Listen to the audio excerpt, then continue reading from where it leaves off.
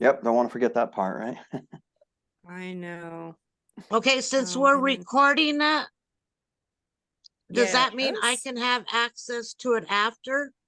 Absolutely. Absolutely. Oh, wonderful, because I just really hate the fact that I have to leave. Well, no worries. Yeah, that's why we're recording it, so you'll be able to kind Yeah, of access it at any I'm point. having a crisis in field. Uh-oh. You know, Well, so I'm sure it you'll is, do a good job with damage control. I hope so. All right. Well, without further ado, we bring you Marcus Hernandez, who's going to talk All to us right. about accessibility. All So I have right. on the So let opening me screen get here for mine you. pulled up here. Perfect. All right. Well, thank you everybody for joining us this morning.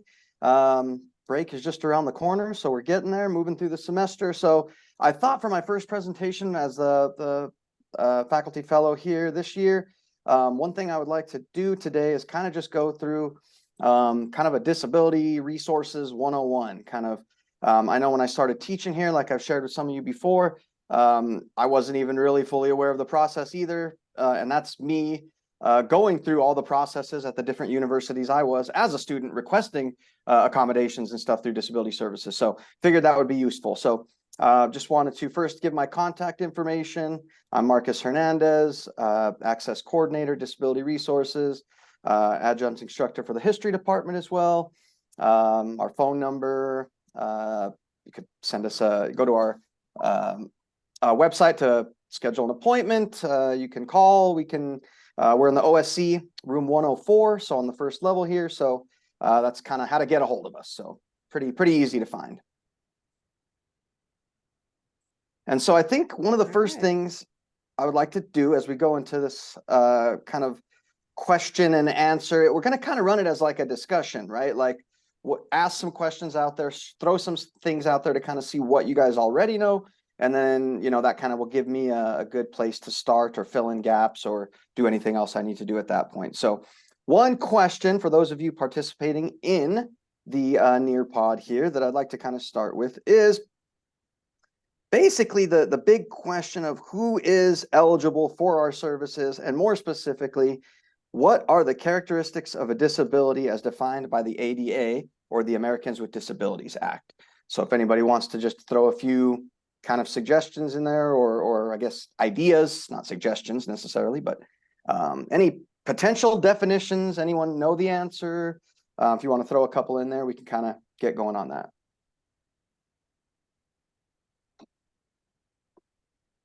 My Nearpod is slow. I'm just letting folks know, if you're logged in directly, this third slide should show you. There it is. There we go.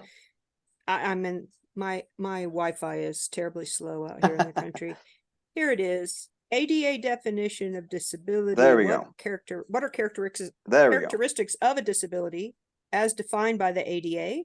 And take a good guess if you're not sure. Yeah. Let's throw some ideas out there. See what you know, what you don't know. Because as part of receiving services through our office, of course, there has to be some type of disability. So how do we define disability? What is that? Who defines disability? You know, all that kind of stuff.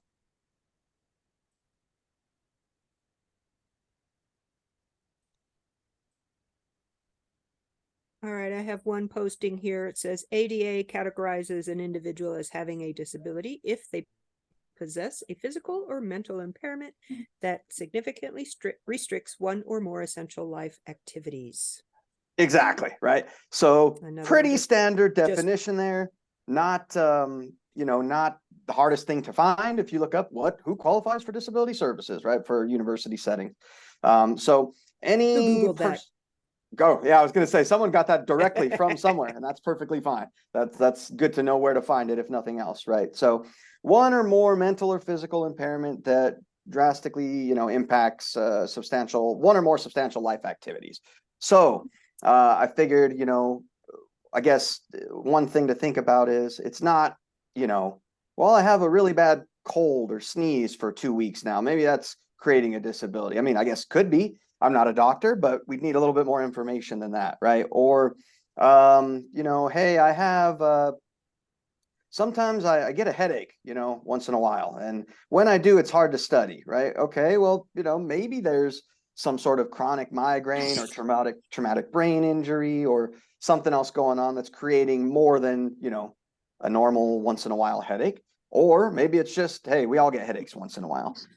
So kind of being able to distinguish between the two is something that our office does, right? So that all of you don't have to, ask a bunch of questions to every student that comes up to you or things like that. That's kind of what we're here for. So figured that would be kind of useful to at Marcus? least just define. Yep.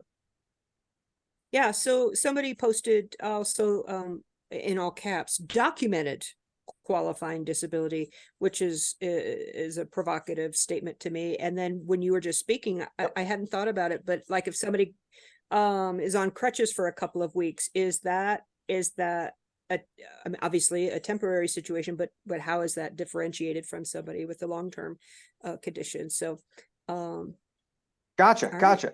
Yeah. So definitely. So the first one with documented disability, yeah, that's kind of what our office is here to do, right? There's some debates in disability resources across the country and universities where the documentation piece, does it need to be a specific template? Is it, some say, is documentation needed at all?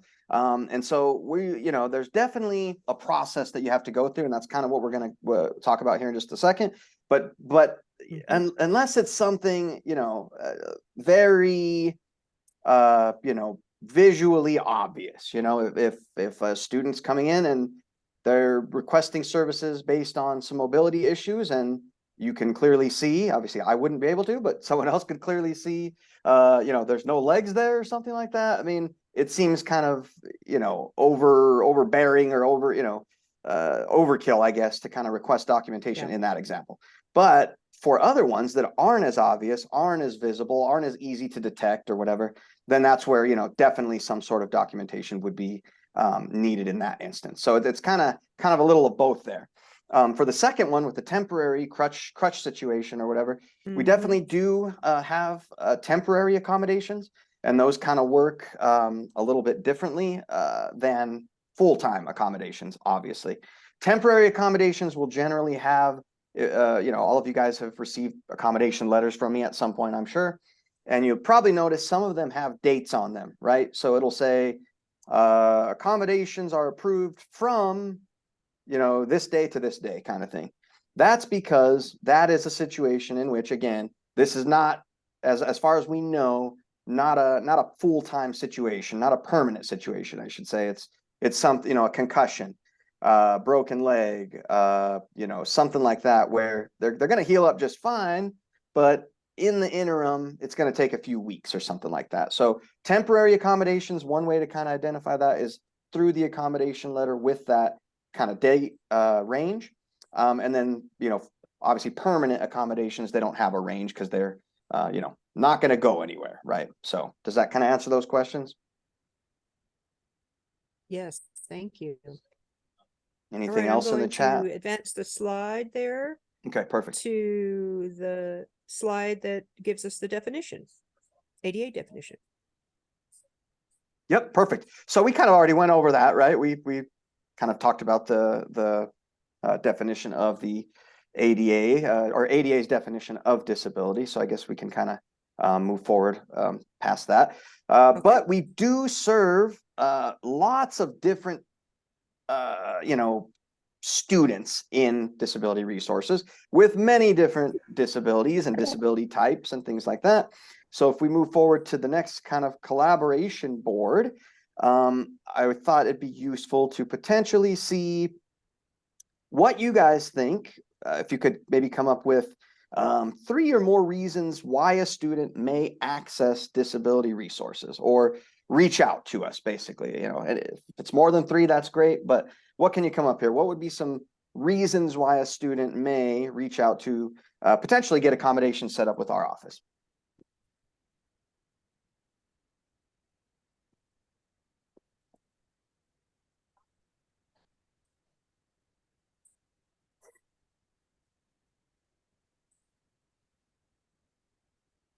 Marcus, would you like me to read them as they post? That'd be great.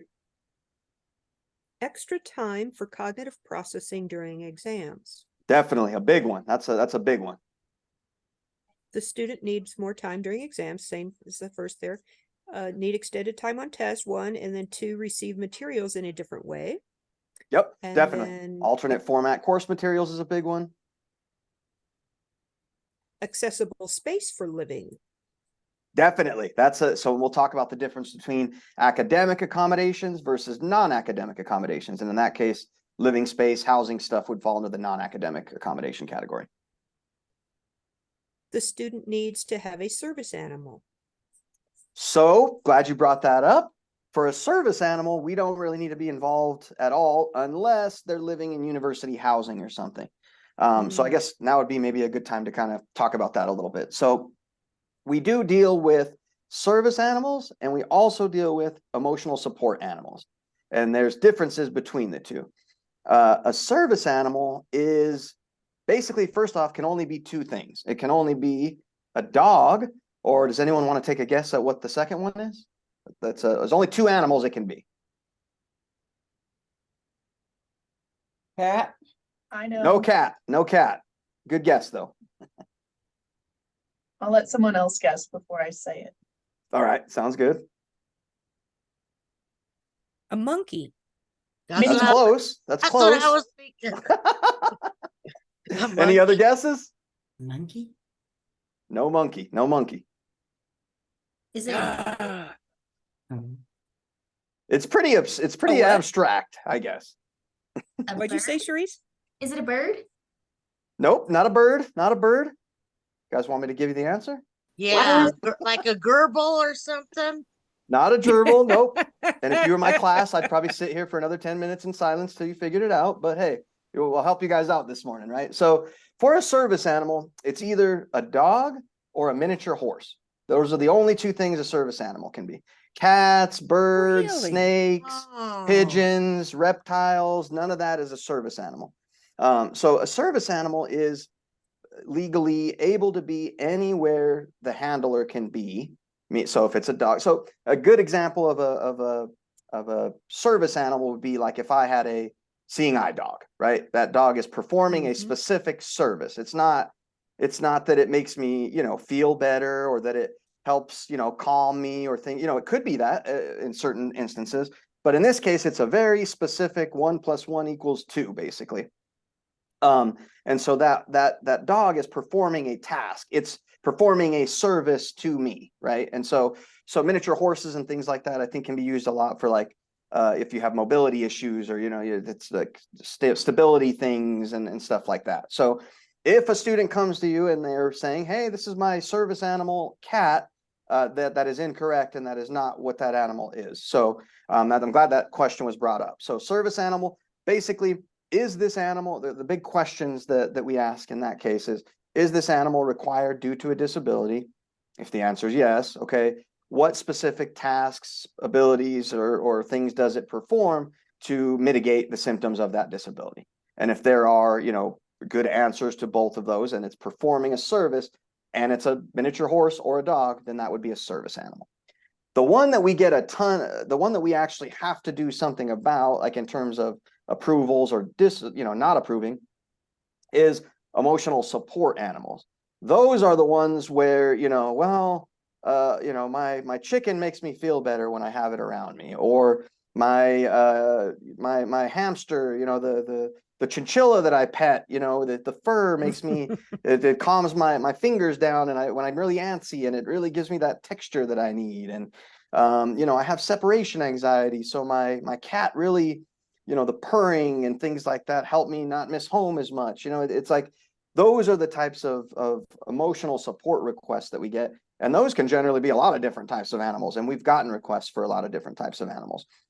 ESAs, emotional support animals, generally are not being used. They're not allowed in buildings, in university buildings. Like, they're not going to class with students for the most part. They're not going into the residence halls, walking in and out of the buildings and things like that. Generally, the ESA requests that we get are, can I have Fido with me in the residence halls? And that's where we go through the process of verifying, is this a part of a treatment plan is kind of how ESAs are deemed. Are they working with a current mental health provider? Is that provider kind of prescribing this ESA animal as part of an ongoing and current treatment plan? Those are the big words there. Not something from 5 years ago that someone suggested, right? But a current and ongoing treatment plan. And then we evaluate all those requests. So kind of confusing stuff, but those are the two kind of major differences, I guess, between service animals, ESAs. Can I answer any questions, clear anything up on that? Marcus, I had a question on the on the service animal. Do we need to get any documentation from the student? We do not. We do not. So legally, a service animal can go anywhere that their handler can go. Now, that doesn't mean that the service animal just gets like a free pass and can do whatever it wants, right? I mean, if it's disruptive, if it's barking, if it's whimper, I mean, if it's excessively doing things that are distracted, then you can, ask the student and the animal to leave the area or whatever, or remove themselves from class or whatever the case may be. But there is no paperwork or official like things we have to do for service animals.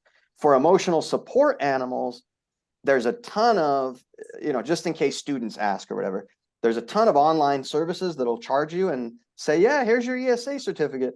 But that doesn't mean anything to us. They're not legitimate places. They're just letter mills that are taking money from people. So ESA paperwork is needed, but that's going to come again from that current and ongoing treatment, mental health provider.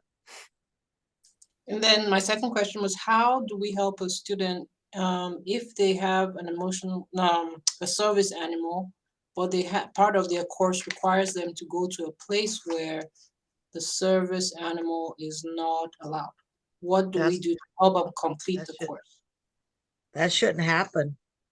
Yeah, I was going to say that shouldn't happen. Like, are you talking about like a clinical offsite clinical setting or something like that? Correct. Because there are, I believe there are very, very few and pretty, I don't know about extreme, but few, I guess, rare. So for example, if it's a setting where like a lab setting in classes, for example, right? If we're talking about here on campus with students that have service animals, they're able to go wherever the handler can go. But if there's a lab setting where there's a lot of exposed chemicals, things like that, the dog could be exposed to things, they could knock something over, things like that. There may be a situation where, there's some slight adjustments that need to be made. But for the vast majority, they're legally, the service animal can go anywhere the handler can go. Okay, we that happens on and off. We've had that issue, and like a clinical setting, like the state hospital, for example, there are certain places they might not be allowed to take the dog into where the patients are, and the student has to complete the course that's one of the rotations. So what do we do in that situation? So I guess it would go a case by case incidence of whichever clinical site or facility or whatever. We'd have to see what because if the argument is, well, this would be creating a unsanitary room or something while we're working on a patient, then of course the animal wouldn't be allowed in that specific area. But it doesn't mean that they can just be like, all out banished from the premises, so there would be a conversation that we'd have to have with those people at those sites. Like, well, what is here's what a service animal is, and they can go with them wherever the handler can go. What specific situations are if it's just, there's no animals allowed, well, yeah, of course, there's no pets allowed. There's no random animals allowed, but a service animal legally is not just a pet or an animal. So it would be a difference of, I guess, how, what specific areas they're saying the animal would not be allowed in. Okay, thank you. Yep. So Marcus, would it be appropriate for your office then to advocate on Ami's students' behalf? I mean, the state hospital is a psychiatric hospital, so there shouldn't be any kinds of sanitary issues, in terms of, it's not like an operating room. I mean, Yeah, that's- exactly. But, So and they ought to know that that's legal for the service animal. So would that be something your office would do, would be to advocate and work with the agency to get things figured out? yeah, I mean, yeah, definitely. Like I said, I think the starting point would be that conversation. Like, okay, well, what specifically is going on? Like, I would need to know more information from the student, first of all. Like, okay, well, what's happening? Like, what is this? Are they saying in every room? Are they saying from the premises altogether? Are they saying only on certain days? Are they saying, I mean, I don't know the whole ins and outs. So everything is real individualized in disability resources. There's no like blanket, here's your disability and here's the list of all the accommodations you get, and it's real individualized. So yes, I'd be happy to have that conversation and see, you know, that everybody's doing what we need to be doing. So Thank you. There's one more posting on here that I wanted to read to you. It says dietary restrictions in the dining hall. can you repeat that? Sorry. Yeah, in terms of 3 or more reasons why a student might access your services, the posting is dietary restrictions in the yes. dining hall. Absolutely. So we do get that a lot. Well, not a ton, I guess, but enough. So a student has, you know, celiac disease or some type of other, you know, digestive issue, stomach issue, whatever, that again isn't, I just don't like eating lettuce and tomato, right? It's a documented, legitimate dietary need based on a, you know, then that could be a reason again why students come to us and say, well, hey, here's, you know, what's going on with me. I cannot eat this, and this. Most of the foods there are that I'm having a hard time eating and keeping my nutrition up. Here's my doctor's stuff, verifying all this stuff. Those are requests that we get too. Now, again, it's not just, okay, well, you know, you'd like more options. So never mind, I guess we'll just give you an exemption or something. It's first steps are, let's talk to the dining hall. You have celiac. What can't you eat? You know, you have this condition. What are the big no-nos, you know, that kind of stuff. Let's talk to the dining hall about it. Can they accommodate? And the dining hall will then say, oh yeah, we can provide these types of options, and just kind of let us know, and we will be able to provide some different options for you. Or that's not going to really be feasible. So, you know, maybe we can try a discounted meal plan or something like that. So yes, that's a big reason as well. So housing, dining, academic, all that kind of stuff, definitely. Were there any others in there? No, and I'm sorry, I pushed ahead to the next slide here. Okay, no worries. Just because it's so slow to load up, I was like, let me go ahead and get started on it. And this is the just who we serve, right? That slide? Yes. Okay, perfect. All right, so who do we serve, right? Well, there's generally categories of different categories that our students come in with some type of disability that falls under, right? So mental health disabilities such as PTSD, anxiety, depression, OCD, you know, different things like that. Some students come in and they're not diagnosed yet, right? Maybe letters have kind of always mixed around for them through K through 12, or numbers and letters get changed around, or tracking lines while reading have been a problem, but they've just, you know, for whatever reason, either family is, you know, just work harder, you're lazy, or whether it's, you know, they just are embarrassed, or they're just in a situation where they don't even know these types of testing and things exist. They go through their life, they get to us, and then all of a sudden now it's becoming too hard to manage alone. So that's where they come to us. Well, what's going on? You know, we'll meet with them, we'll kind of talk about it, and then we can also connect them with services for potential testing for things like, you know, dyslexia, dyscalculia, different things like that. It's generally a lot easier when students are still in K through 12, because then, you know, if there's a good reasoning behind it, then the districts will oftentimes pay for that type of testing, versus if you come as an adult, it's probably going to be several $1,000s if you're trying to get some sort of educational psychological evaluation for a dyslexia, dyscalculia, something like that. So yeah, so mental health situations, not diagnosed yet, we can kind of help with those types of students. We get physical mobility requests. So, you know, anything from permanent, again, maybe double amputee or something, permanently in a wheelchair, or the temporary stuff, broke both my legs, can't walk around as easy for a few weeks or whatever the case may be. Any sort of physical or mobility issue there is a big kind of category. Vision, obviously, people that don't see or have low vision or have blockage or any types of visual issue or impairment, we will happy to be meeting with. Again, I already mentioned temporary. So those are kind of the main kind of big ones. Specific learning disability. So that's again more of your dyslexias, your dyscalculias, those as I've already mentioned. Those are kind of the big categories of accommodations or disability types that we kind of handle. Not an exhaustive list, of course, but they generally kind of will fall into one of those categories. So the next part of this is kind of like a put things in order process, right? So we all, well, you know, teach here or work here in some capacity, and a student comes to us. We either notice something maybe that they're struggling with, or they come self-identify something. What the heck is the process, right? What do we do? How do we get them connected with Marcus and Justin over in disability? Well, I figured before I tell you the answer, maybe you could try to, you know, figure that out. So we have 3 steps, and I'd like you to try to put them in order if possible. And I'll give you guys a few minutes to do that.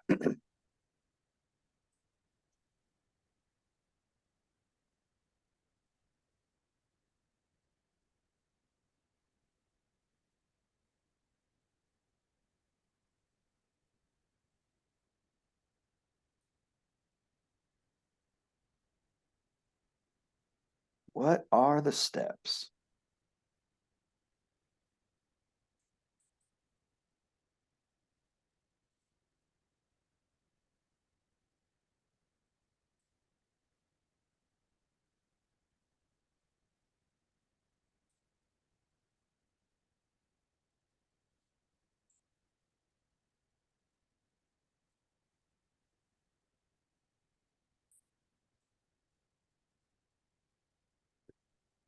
Got some orders submitted.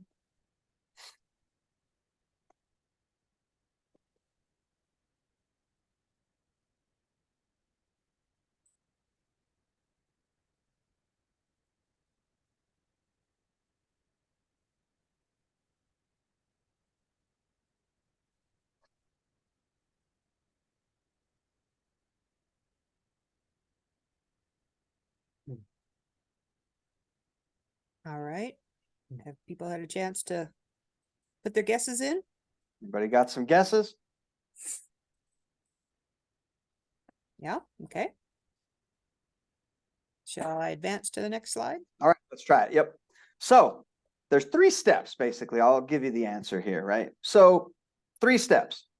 Step 1 and 2 can be interchangeable. There's no, we don't need to meet with them first, but I generally will recommend meeting with us first. That's just my personal opinion, because then I can kind of get a better feel for exactly what the student is needing and help them kind of, a lot of the times they don't even know what they're needing, or, you know, what they may be needing, or whatever the case may be. So step 1 is going to be meeting with us. The appointment link scheduler is here, so you can do that. It's also on our website. So there's a big make an appointment button. That would be the first step for any of the students that I would recommend. So you have someone that you know maybe needing some support, direct them to our website and they can make an appointment there. They can also just stop by our office. They can call, you know, shoot us an email, whatever works, and we can get them scheduled that way. Once we have the appointment scheduled, then generally what will happen is we'll meet with them, I'll take them through the steps of how to apply, the types of things we may be able to help with, all the different support services around campus, because that's often what we're doing as well, right? We're a support center. We're supporting students in all ways. So if there's something that they tell me and I know, well, this office can probably help with that, we're connecting them with all those different resources, tutoring services, TRIO, counseling center, wellness center, all this different stuff. I'll take them through the kind of application and what we're looking for there. And then I'll basically, when the appointment's over, they'll get a link to our application online that then they would fill out. I always warn the students, it's kind of repetitive of what we talk about during our meetings, you know, pretty simple stuff. What's You know, what are you struggling with? What are the challenges? What are types of technology or things you've used in the past? What are the things you might be requesting? All that kind of stuff. So they fill out the application. In the application, there's a button where you'll upload any verifying documentation, right? So in that case, what happens is we want something that's going to verify the disability, again, if it's not visually obvious or obvious in some capacity. And so if someone has, for example, they're diagnosed with some sort of mental health concern or issue, like generalized anxiety disorder and major depressive disorder, right? And they bring us, or they submit the application, and their documentation is coming from their chiropractor, right? It's like, I mean, technically chiropractor is a doctor, I guess, but not really specializing in any sort of mental health capacity.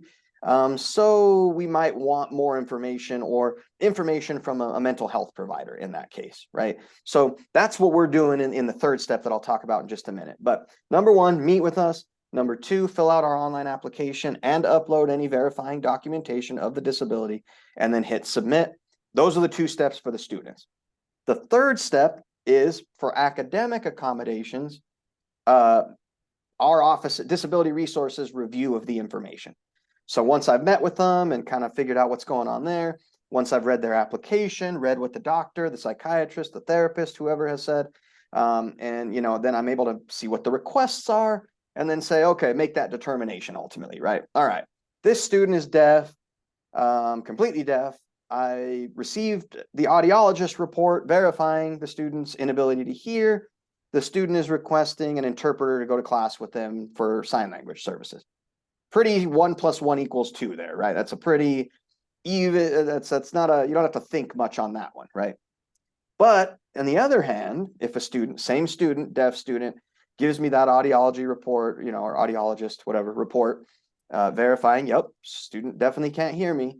And the student says, I need, you know, 2 weeks to take every test. I mean, maybe you better go into law school because you're going to have to find a very, very convincing argument to make that one work somehow, right? So that's what we're doing in the review process is we're reading this, we're looking through things, and we're identifying what the concerns are, what the struggles are. We're matching that with what the requests are, and we're saying, is this a reasonable accommodation? And that's what we're going to talk about in just a second. But that's kind of the 3 steps, right? The 1, meet with us. 2, fill out the application and provide documentation. Number 3, let's review and see if we can do any of the stuff that we talked about. So if we go into what we do then, what we do is we create reasonable accommodations based on disabilities, and that's the language here. So if we go to this next collaboration board on reasonable accommodations, then basically I wanted to ask you guys, what do you think a reasonable accommodation looks like or a non-reasonable accommodation looks like? I gave you one example there of a reasonable. Deaf student, sign language interpretation, pretty straightforward.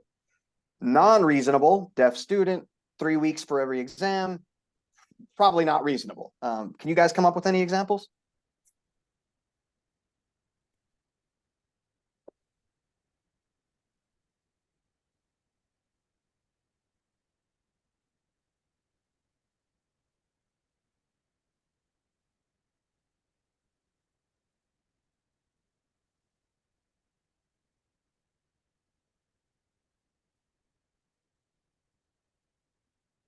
All right, one has popped up here. Reasonable, extra time to take an exam. Okay. Special, here's another one. Special chair or desk in a classroom. Okay, definitely. Oh, years ago, we used to have the chair and table that were connected, these little tiny squeeze-in chair table combos. I had a student who was way pregnant and she's like, I can't get in that chair. I'm like, yeah, you won't get out until you Go have over that to my baby, classroom so. in the art and music building 101G. That's what we still have. So Oh no, yeah, horrible. Okay, we have a couple others here. okay. Tardiness allowance for people using mobility aids. Okay, potentially. And then may need to leave class to manage disability. Okay, sure, potentially. One Sure. more. sit in the back of the classroom. Mhm. Definitely, right? Somebody else. Oops, sorry. Somebody else just posted in the chat, quiet testing room instead of the classroom. Yep. Out of the classroom. You guys have been reading my letters. Look at this. That's a good thing. We're paying attention.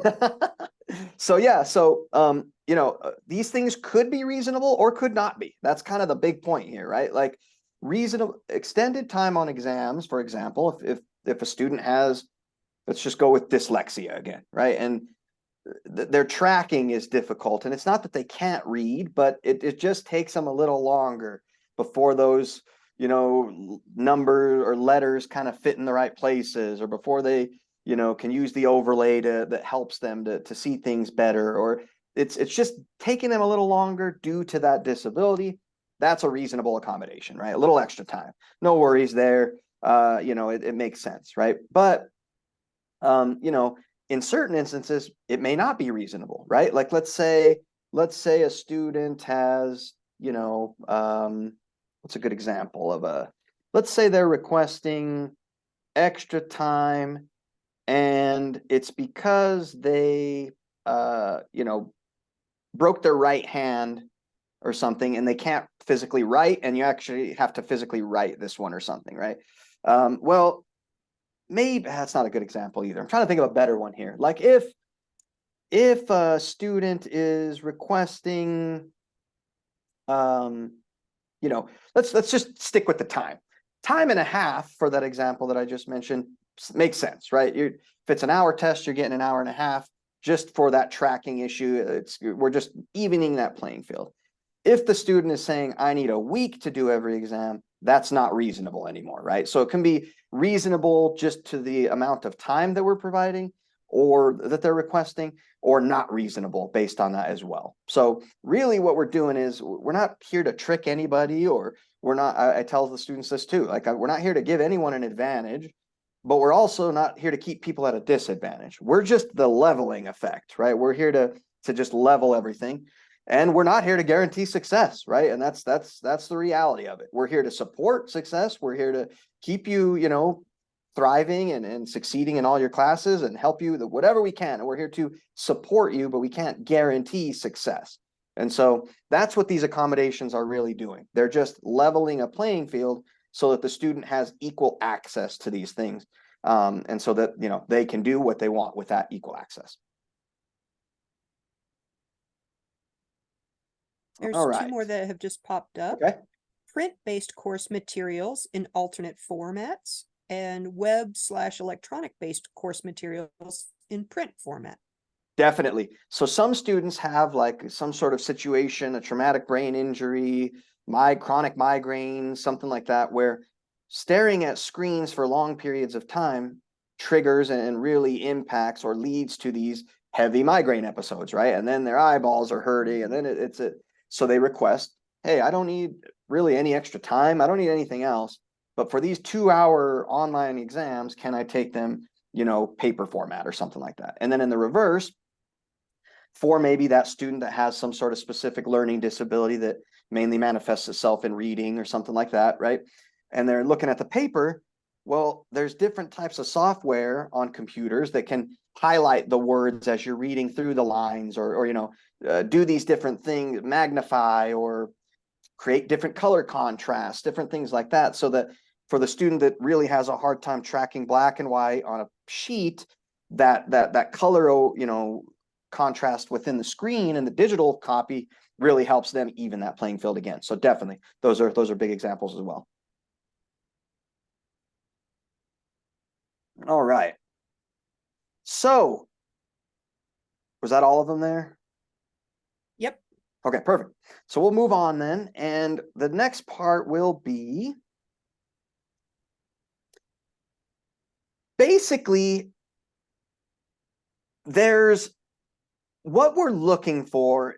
There's another, I guess, terminology here is fundamental alterations to courses, right? Because that's our stopping point. That's our place that we can, that's the dead end, right? That's the place where you You can't travel further, you can't go beyond that. Like it's those things. So basically, once our office goes through that process with the student, meet with us, fill out the application and documentation, we review everything. Now we've approved these accommodations, we send out accommodation letters. There you go. We've went through the process.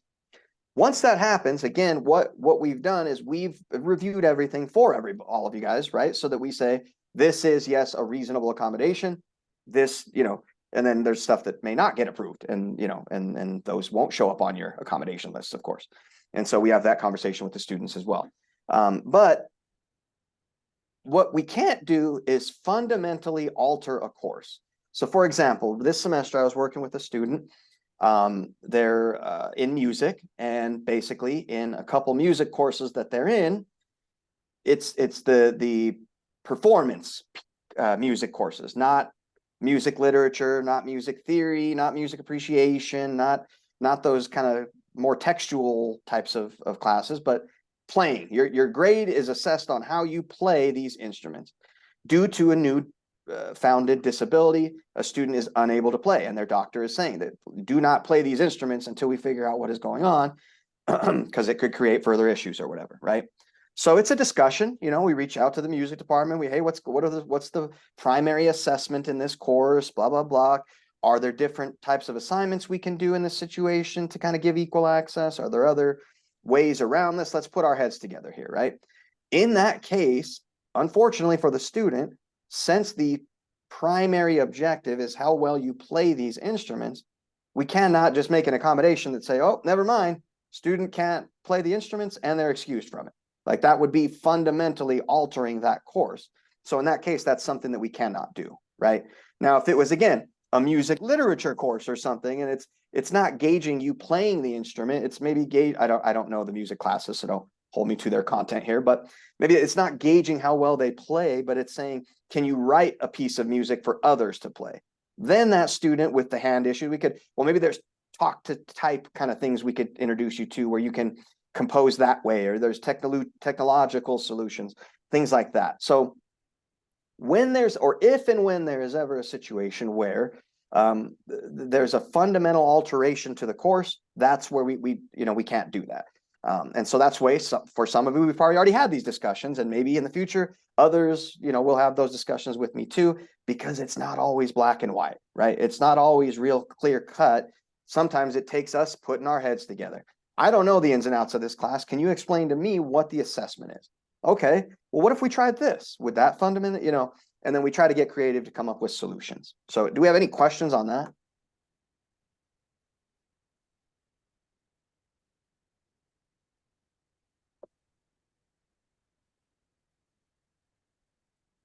One thing I will add is that if we approve an accommodation and you as the professor believe that it is a fundamental alteration, we do have a form that you can fill out that basically is saying, here's an appeal to that accommodation. Here's my justification and reasoning why I think that would fundamentally alter the course. And then again, we go through the process and we talk about it, and we see, we come to some sort of decision whether or not we can do that. So that's one thing I guess I wasn't fully aware of when I started teaching here as well, was that you can appeal an accommodation if it's something you feel is fundamentally altering the course. Now, again, if you're just saying, well, I just don't feel like doing that because it creates more work, well, I'm too bad, right? I mean, there's not much unfortunately, we do have to do a little extra work in some cases. But if it's fundamentally going to alter and you have a case for it, then fill out our form and let's talk about it. So it's a negotiated, not negotiate. Well, I guess to a certain extent, but what's the word? Interactive. That's it's an interactive process between us and the students, between you and the students, between you and us. We're happy to discuss things and really kind of make sure we're keeping the integrity of the course, while also make sure we're not keeping anybody at a disadvantage due to a disability.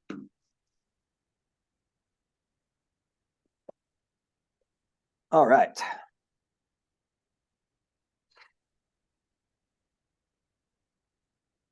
So that is basically all I have, other than one thing I want to go back to, and then I can field any last minute questions or whatever. But The process for non-academic requests for housing stuff.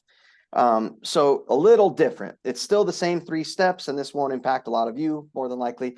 But just so you know, it's still the same 3 steps. Meet with us, fill out our application and provide documentation, and then wait for the review. The only differences for housing requests like ESA animals or private room in housing or whatever else, there's a housing review board that goes over it. So right now it's 3 of us. We may expand that a little bit moving forward, but for now, all housing requests go to myself, Justin Hineker here in disability, and then Monica Gallegos in housing as of now. And then we review and see if we can accommodate those types of requests. So with that being said, anybody have any last minute things for me? Any questions, any thoughts, any jokes, any ideas?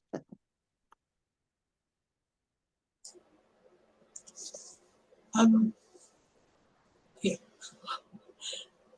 Hey, Marcus, I was gonna ask, I know one of the issues we've had is like, say, an exam is scheduled to take place in the testing center and there's